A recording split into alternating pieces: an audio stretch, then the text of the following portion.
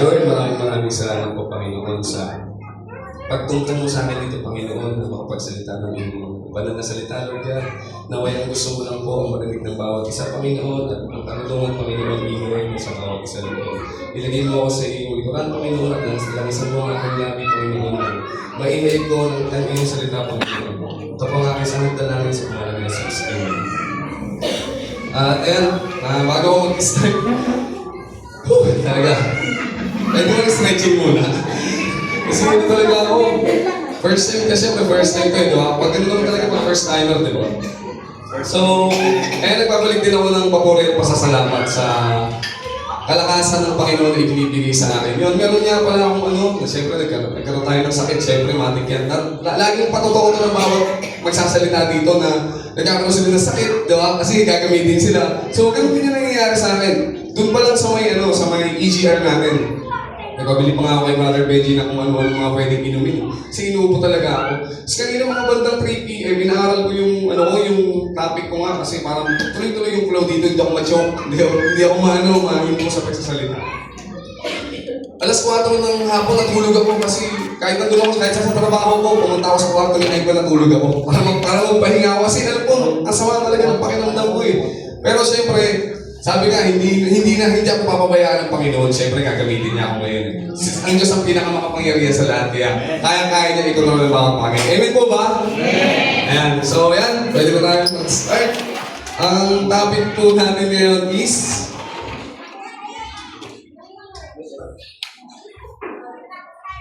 ang topic po na. Ayan. In any situation, we must have faith. Ayan. Sabi dito sa sa James chapter 1 verse 12. Ayan. Sabi dito, pinagpala ang taong nananatiling tapat sa kabila ng mga pagsubok sapagkat matapos niyang malampasan ang pagsubok, tatanggap siya ng gantimpala ng buhay na ipinangako ng Panginoon sa mga umiibig sa Kanya. Diba? Kumbaga wala tayong dapat pagkatiwalaan kundi ang Diyos lang. Amen po ba? Okay.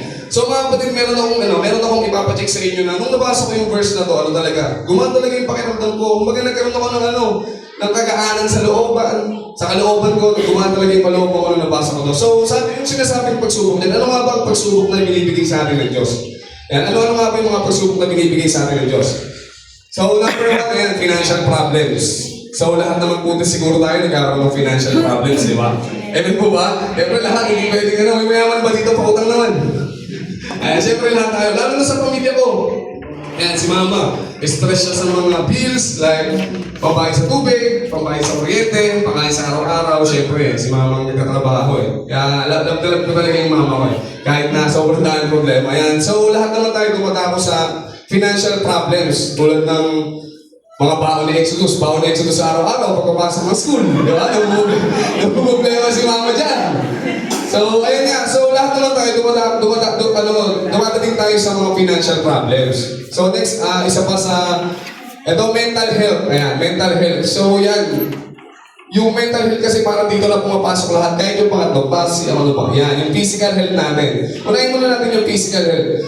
So, ayun nga, magkakaroon tayo ng mga sakit. Ayan yung physical natin, di ba? Nilalagdag tayo, nagkakaroon tayo ng kung ano-ano. Siyempre, pagsubok yun ang binibigay sa atin ni Lord. Or kung ano yung gusto niya ibigay sa atin, pero kaya natin lampasan yan. So, tungo tayo sa mental health, sa financial problems, at saka sa physical health natin. Pumapasok lahat yan dito sa mental health natin, di ba? Kaya ang daming cases ng mga nagpapakamatay. Bakit? Sa ano ba? Siyempre, nandun yung financial problems or nai-stress sila sa mga iniisip nila, di ba?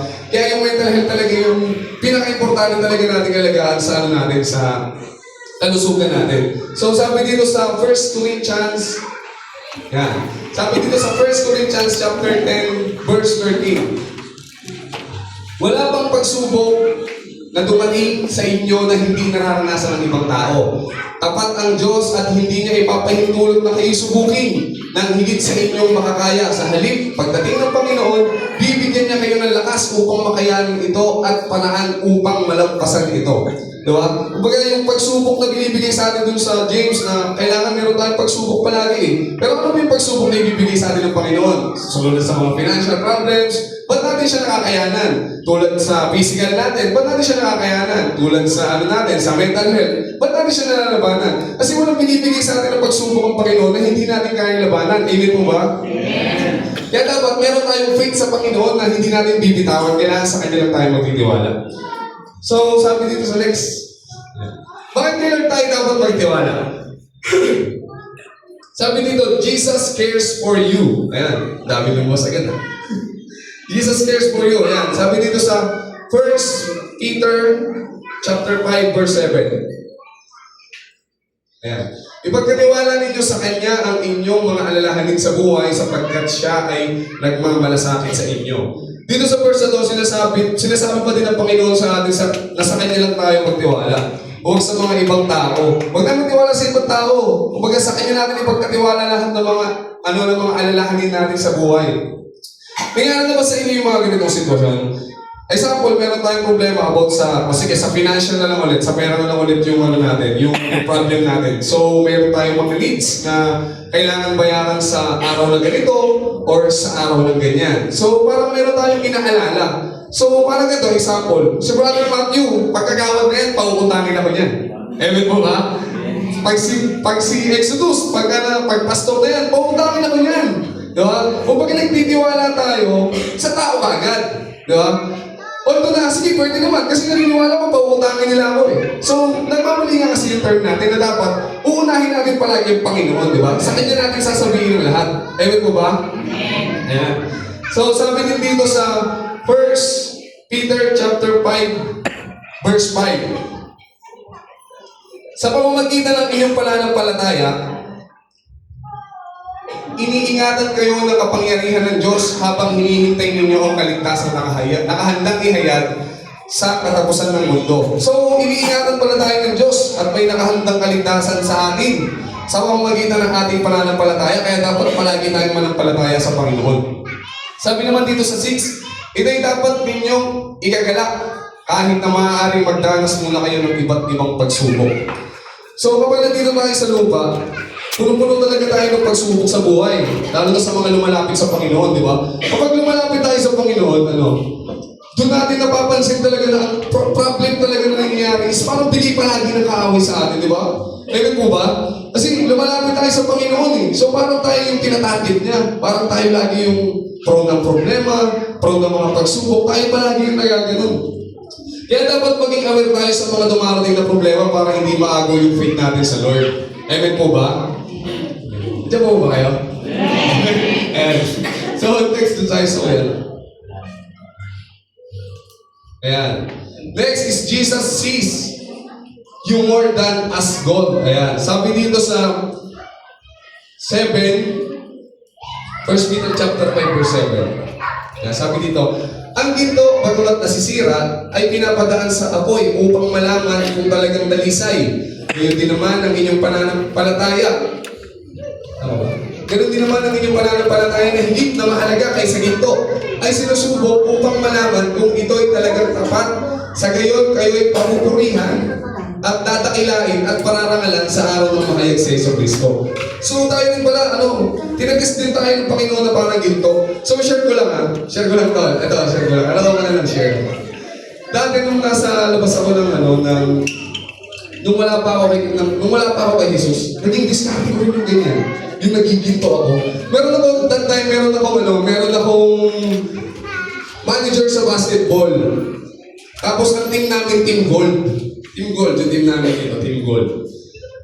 Tapos ang pinapagawa niya sa amin diskarte, baka magkapera, nagbibenta kami ng mga ginto. Nagsasala kami ng mga gintong hindi natutubusin.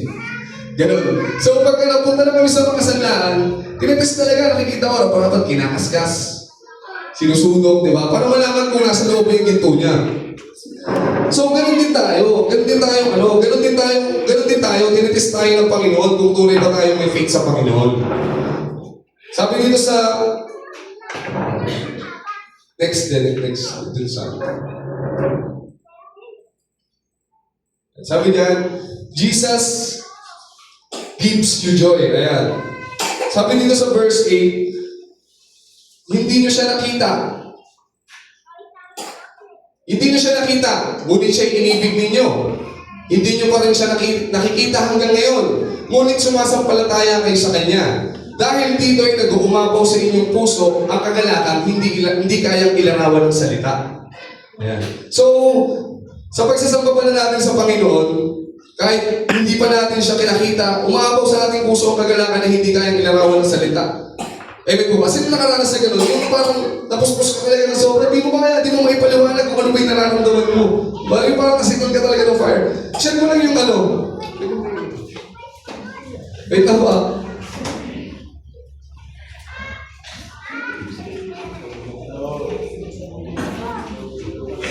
Yan. Okay. Share ko lang yung worship night. Naalala ko yung Sunday service. Siyempre si Mama, kukulitin ako niyan, tsaka si Brother Exodus. Simba ka na din. Kaya kung lakas na ang over ko, Sabado yun eh. Ano yun eh. Sabado, ng mga tropa ko yun. Pag Sabado, siyempre inuwi yun. Pag uuwi ako, mga alas 7 ng umaga, tapos bibisingin ka ni Mama mo. Diyan, simba ka na. Parang di na ako kulitin. Ang sasabihin ko lang, sige, sunod ako. Parang di na ako kulitin. Kasi pag kulit na ako, kinukulit talaga. So one time, nakulitan na ako sa kanila. Sumama na ako magsimba kay Mama at kay Exodus. Nung pagsimba ko dito, after ng service, si Pastor Melvin, magkatabi kasi kami ni Zeus, kumamay siya kay Zeus. Sabi niya, worship night alisin niyo muna yung mga schedule niyo. Sabi, ibigay niyo muna para kay Lord. So parang napaisip ako doon sa sinabi ni Pastor Melvin. Ano kaya meron doon sa worship night na yung Miyerkules, tas gabi? Ano meron doon? So parang curious ako. Tapos nung nasa trabaho ko, nagmamadali ako umuwi kasi may worship night nga. Na-curious talaga ako doon sa sinabi na yun.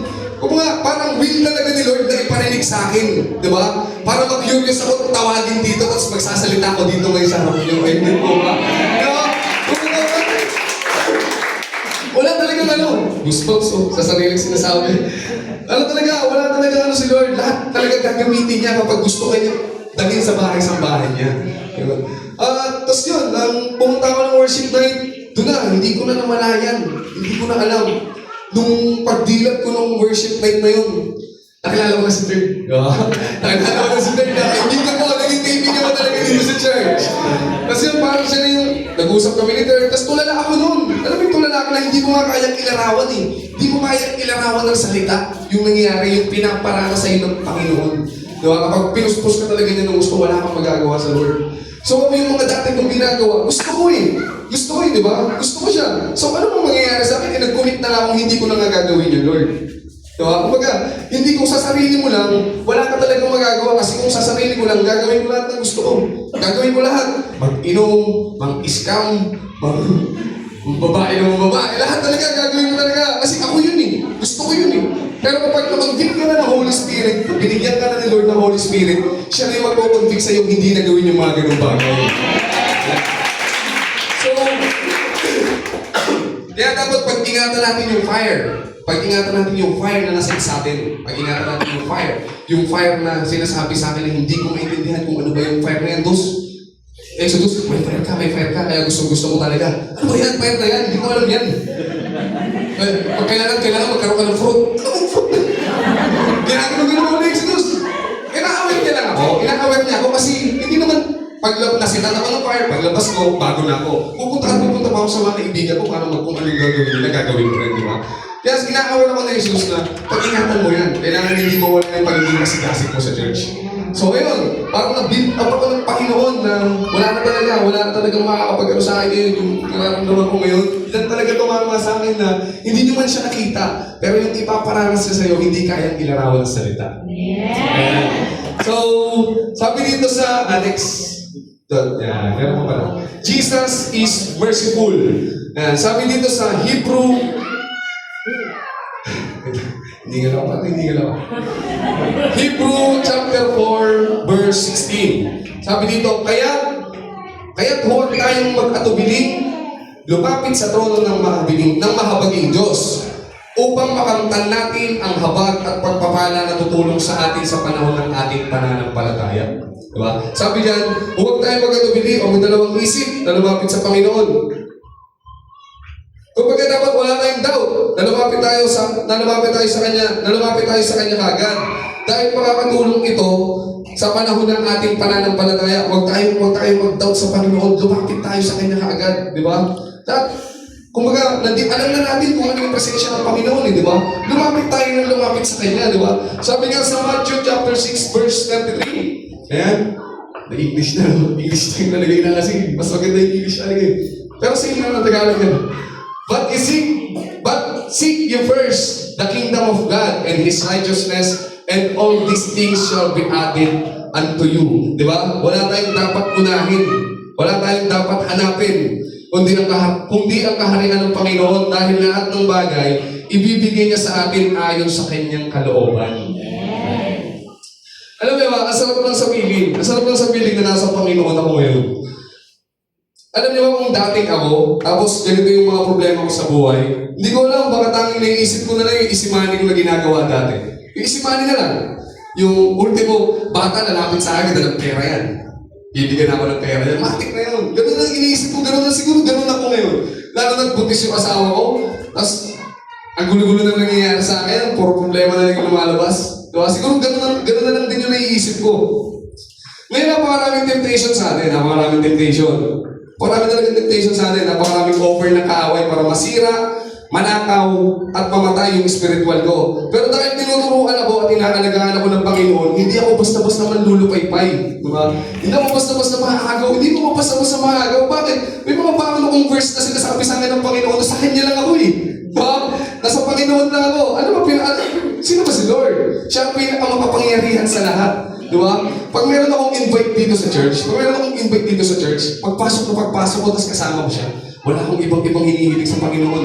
Lord, yung pinaranas mo sa akin, iparanas mo sa mga sinama mo dito. Iparanas mo rin sa kanila. Ewan ko kung makawala sila, kagaya ko. Diba? Okay na yung hindi ako makawala sa presensya ng Panginoon kasi hindi ako makawala sa mga pulis. Amen po ba? Diba? Mas okay na nandito ako, no? Kesa dadalawin niyo ako dun. Okay na yung nandito ako? Okay ba kaya nandito ako? So, ayan, next.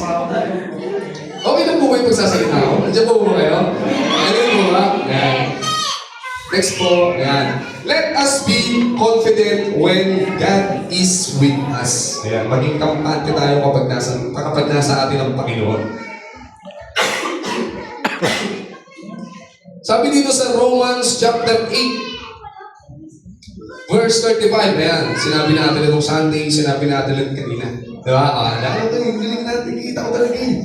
So, sabi dito, sino ang makakapaghiwalay sa atin sa pag-ibig ni Kristo? Ang kaguluhan kaya? Ang kapighatian? Pag-uusig? Pagkagutom? Kahirapan? Panganib? O kamatayan? Walang makakapaghiwalay sa atin sa Panginoon. Basta buong buhay natin na iaalay natin sa Kanya at sa Kanya lang tayo magtitiwala. Yan, sinasabi, huwag tayong walang makakapaghiwalay sa atin sa Panginoon. Kasi sabi sa Romans chapter 8, verse 31, ano bang masasabi natin tungkol dito? Kung ang Diyos ay panig sa atin, sino pa ang makakalaban sa atin? Di ba? O baga, nasa akin, tulad na sinasabi ko kanina pa, nasa akin ang Diyos. Diba? Hindi, kahit sinong kaaway pa ng mga temptation na ibigay sa akin, hindi nyo mapaya kasi panig sa akin ang pinakamakapangyarihan sa lahat. Amen. Diba? Kaya napakaganda po ng verse talaga na yan. Yung sinabi sa akin, Brother Exodus din yan eh. Matagal na. Bago lang din ako sa church. Mamotor kami. Kami na Exodus sa akin yan. Romans 31, ano ba masasabi tungkol dito? Si Kristo ay panig sa atin, sino pa ang makakalaban sa atin? So yun nga, naisip ko rin na, o nga naman, ba't pa ako natatakot, di ba? Eh, panig sa akin ng Diyos. At pinaparamdam niya naman sa akin yun. So, be confident, di ba, kapag nasa atin. So, faith in difficult times. Saan magaling yun, Matt? Si Brother Matt, yung masama ko kagabi gumagawa ng tsaka si Sister Nation. Maraming salamat sa inyo. May gagamitin talaga si Lord. So, nung nabasa ko to sa trabaho ko, tignan po ko, inuubuti mo siya ako.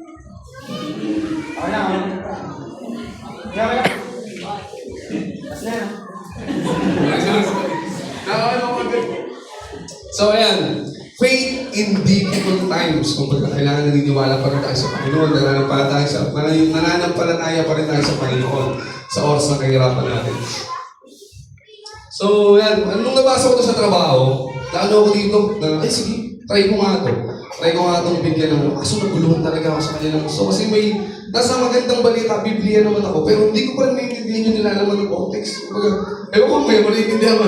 Pero kung ano yung pinaintindihan sa akin ni Lord, yun lang po yung sasabihin ko. So, sabi dito, ang title nito, ang pananalig ng isang Kananeya. So, meron akong babasahin sa inyo. Matthew chapter 15, verse 21 to 28. Ayan. Sabi diyan, umalis doon si Jesus at nagpunta sa lupaing malapit sa Tiro at Sidon.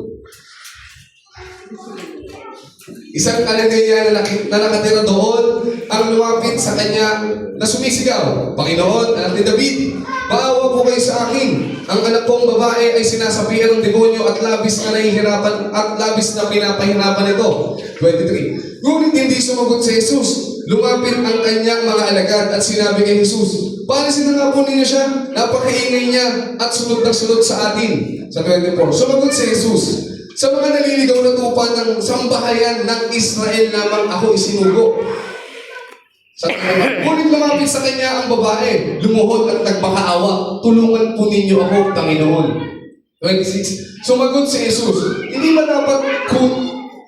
dapat kunin ang pagkain ng mga bata at ibigay sa mga aso.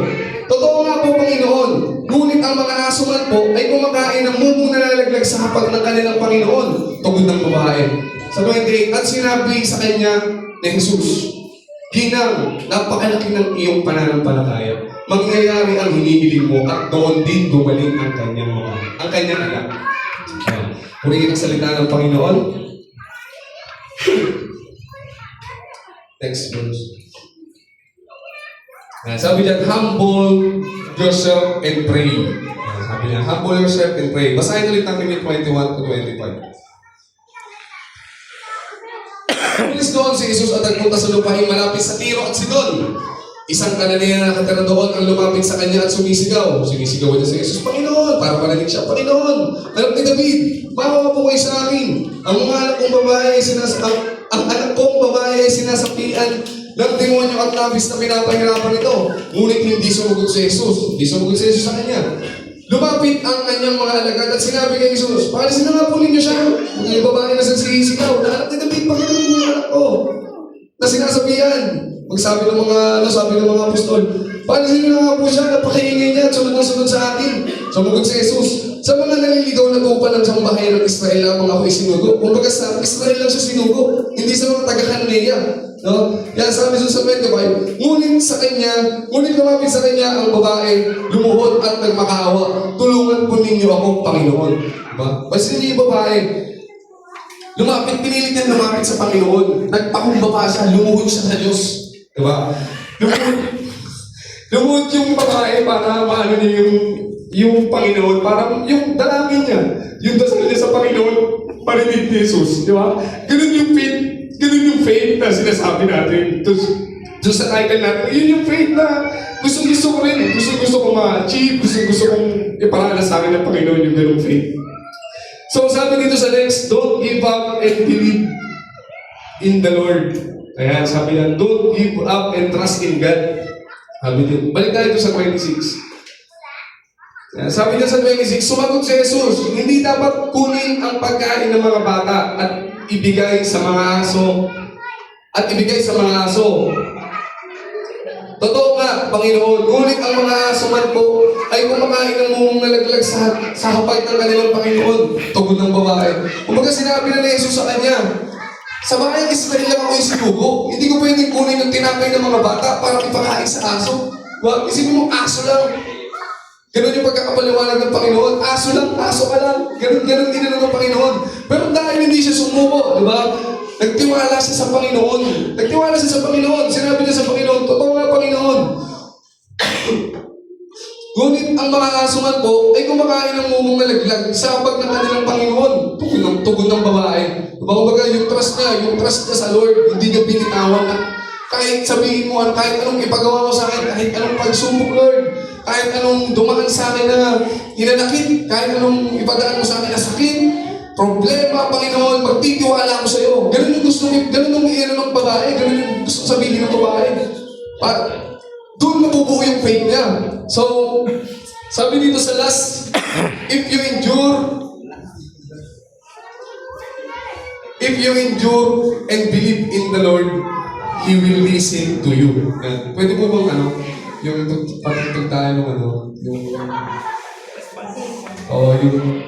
safe, patutugin natin. Sino ba yung sino ba mga gusto mo tayo? Thank you po, ha. Ito si Stormo.